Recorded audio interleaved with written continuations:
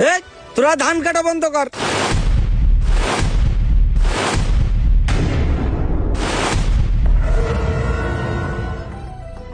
কি করছেন কাকা? ধান কাটা বন্ধ করবো মানে? এই মানে কি তোরে বুঝাই করতে হবে?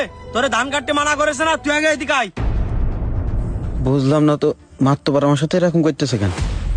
ও কাকা, কি হয়েছে? হঠাৎ করে আপনি আমার ধান কাটতে বারণ করতেছেন কেন? এই কি এসে মানে? এই জমি কার? তুই কার হুকুমে ধান কাটতে আইছিস? ও ভাই, এই জমি তো আমাদের মাত্রবার কাকার। জমি যদি কাকার হয় তাহলে তুই ধান কাটতেছিস কেন? জমি তো আমাদের মাত্রবার কাকার, কিন্তু এই জমির ধানটা তো আমার। এই তোর মাথায় জ্ঞান বুদ্ধি নেই? সবার কি বলদ মনে হয়? এই জমি যদি কাকার হয় তাহলে ধান তোর কি করে হয়? উত্তর দে আগে। ও ভাই, উত্তর তো কাকার কাছেই আছে, আপনি কাকার কাছে উত্তর নেন। তুই থাম। তোরে কি করতে হবে রে? আমার জমির ধান তুই কি করে কাটিয়ে নিয়ে যাস? ও কাকা, আপনি এসব কি করছেন? সব কি আপনি ভুলে গেছেন?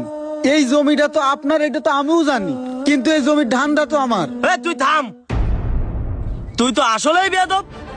চাচা দেখেছো না কত বড় বেয়াদব? ও আপনার মুখে মুখে তর্ক করতেছে, এখন এই জায়গা কি দাঁড়ায়। ব্যাপার রে? কোনো ঝামেলা হইলো নাকি? মাত্তব্বার আর রানা মইনুলের সাথে এরাম করতেছে কেন? আগুই যায় দেখবো নাকি? আসলেই তো মনে হয় ঝামেলা হয়েছে, দেই আগুই যায়। আমার হুকুম ছাড়া এই জমির ধান কি করে কাটিস? তুই উত্তর দে। কাকা আপনি একটা বার আমার হুকুম দেন। ও এখনো আপনার সামনে দাঁড়ায় রয়েছে। আরে ওর দাঁড়া মনে দাঁড়া হয়- দাঁড়া, মাত্তব্বার সাহেব কি আছে এই জায়গায়? আরে কি আর হবে? আমার জমির ধান ও কাটে নিয়ে যাচ্ছে, ওর এত বড় সাহস। কি আপনার জমির ধানও কাটে নিয়ে যাচ্ছে? মইনুল ভাই, তুই তো দিন দিন এমন করতেছিস রে, তুই তো এই কাজটা একদমই ঠিক করতেছিস নে। ভাই, তুই মেলা কিছু জানিস